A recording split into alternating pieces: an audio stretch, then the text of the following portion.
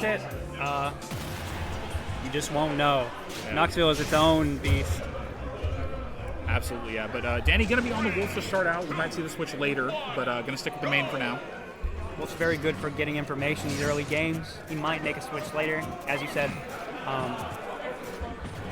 Very patient so far. These are two very familiar players. This is not their first time fighting at all. No, absolutely not. Dany going to be from Middle Tennessee, and Riddul also? No, Riddul from Chat. Oh yes, Riddle's the top player in Chattanooga, or a top 3 player in Chattanooga right now. Incredibly talented player. And Dany's our number 1 seed. Yeah, both of them typically making it very far in brackets, so they have met quite a few times before, including at this very event in past iterations. Going to be a very unfortunate early SD, yeah. The pace of the game is very, both playing very patient. Looking for opportunities. They might probably be aware of what each other's looking for, just based on the experience they have. Oh my god. Great conversion. Okay. Oh, he's got that barrel recovery. He's coming straight back to stage. Riddul not able to attack any percent on the second stock. Right as I say that, getting just a decent little conversion, some good positioning. Losing his banana peel, unfortunately, which turns Diddy into just a monster. Yeah, Diddy with banana peel, arguably one of the best characters in the game. Yeah. So. And typically when a character's holding projectile, they lose access to their grabs. But when you have a command grab that also launches towards you, you become pretty threatening even with the banana in your hand. Yeah, typically in fighting games we talk about the strike throw mix. When you're holding the item, you don't necessarily have access to a lot of your options. But Diddy Kong just says, I don't care, and does whatever he wants anyway, because, he's broken.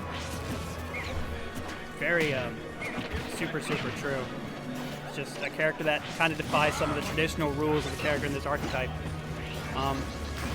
Pretty even game so far. Riddul tacking on, of course, really solid damage with a solid lead. And a stock at that.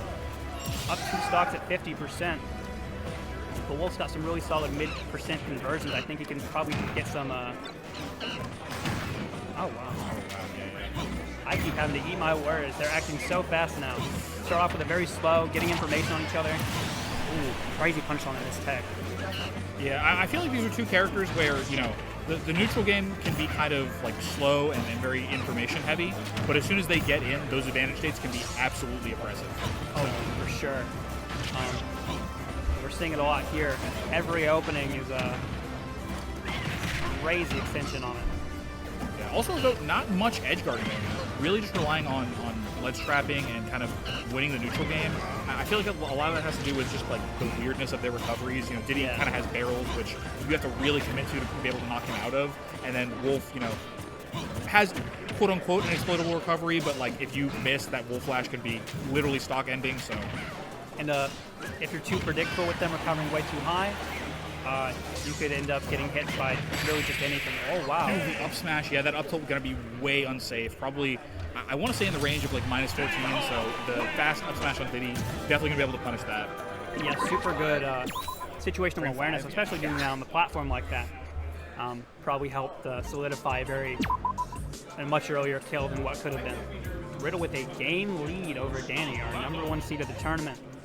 Can he continue pushing this advantage? All right, is he going to run back on the Wolf, it looks like? Yeah, okay.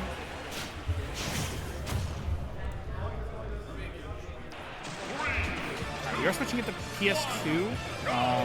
Kind of a little bit wider of a stage. Maybe Dany wants a little more room to set up the lasers and kind of play that patient game, so I could definitely understand that. Oh yeah, this is a character where you definitely want to be wary of space. Diddy with some very strong bursts. The Wolf. Yeah, well, Wolf is burst of the character. With that air mobility, that dash attack. If he wants to be somewhere, he will be there. Let me tell you that. Also a very solid start so far. Again, these are two very explosive characters. Every interaction they trade, that was back to back. Yes.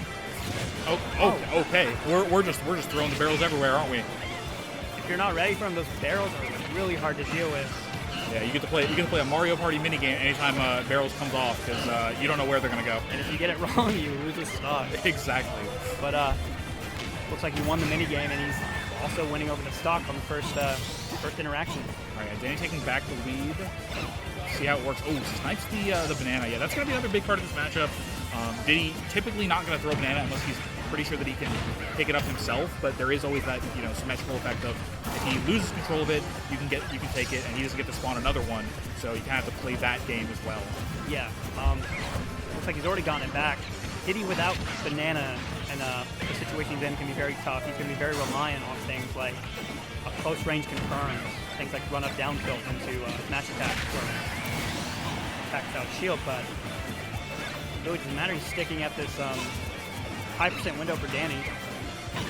Okay, it's very hard to. Oh no! Oh my God! Oh my! Jeez! That stock disappeared. That was. Yeah. You said earlier the very respectful of each other's recoveries. He was just looking for a good opportunity to really capitalize. That was an incredibly early stock, especially against Diddy Kong, who. Yeah. I think that was that Dany's game. Right. That is right. Yeah, I think that was a 3 stock from Dany there. Forgive my flow. We really didn't see much in the way of edge guarding for basically the entirety of that set so far. And then Dany was just like, I'm going to go for it. I have a huge lead. Might as well, That's exactly it. No. Likely just playing very disciplined and, of course, looking for this early game information and acting on it later. Incredible awareness from Dany. One of the other interesting things about neutral with these two characters is that both their projectiles are very infamous for having intangibility. So in other words, you can't really interact with them. So like both of them are going to be threatening that a lot.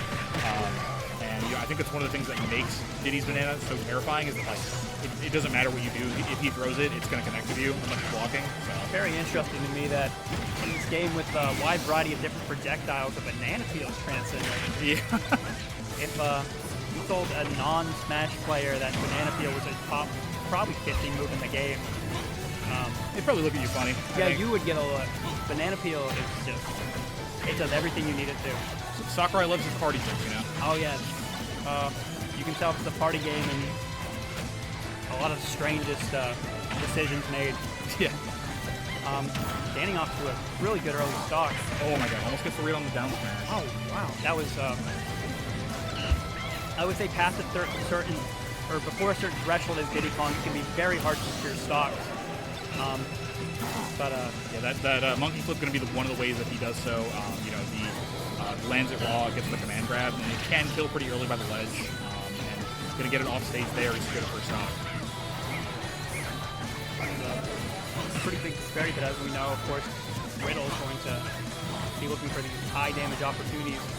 Has amazing early game throw confirm, great tilts. Oh, he was looking to end it all right there. That landing up, it was going to be a down there. Absolutely, yeah. Diddy Kong, in a lot of ways, a shadow of his former self in terms of the previous game, Smash 4, but still has a lot of things in this game, especially since they decided to buff him patch after patch. So he is not struggling anymore.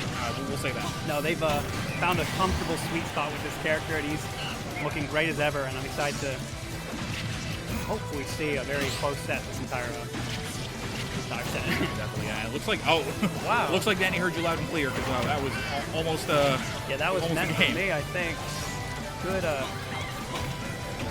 can tell he's feeling comfortable going for some very interesting confirms. He tried to confirm that shine into I think it was a back air. Yeah, I believe so. I think that is true at certain percents. Oh yeah. I just don't know when that window is, so it might have been a little bit off. One thing that's really fun to watch about top level players like this is they're always looking for ways to push the entire utility of their kit. Oh, it's just an unfortunate trade. All right, so that is going to be game 3 going to Dany. You're 2-1 now. Dany solidly adapting off that first game and just making it very hard on Riddle to make things happen right now. Yeah. A couple updates as we're in between games here as well.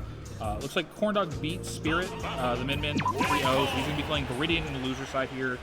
And then Pajurito beat Emblem, and I believe the loser of this set is going to be playing Paj. Double check that. Yeah, that is correct. So the loser of this will be playing Pajurito for that loser side top 8 spot. A lot of 3-0s in this stage of the bracket. It's getting very explosive. It's not even 7 p.m. yet. Yeah, we are here for all the action. Yeah. And a lot of it is being one-sided. So.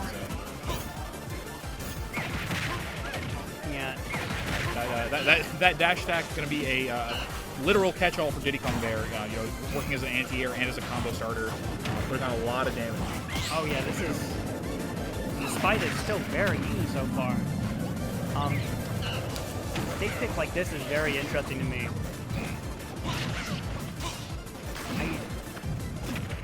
I guess it sets up for making their confirm just a lot easier. No obstacles, no banana peel getting caught on platforms. Very interesting stage pick. I actually believe Riddul has told me that this is a very good stage for Diddy Kong.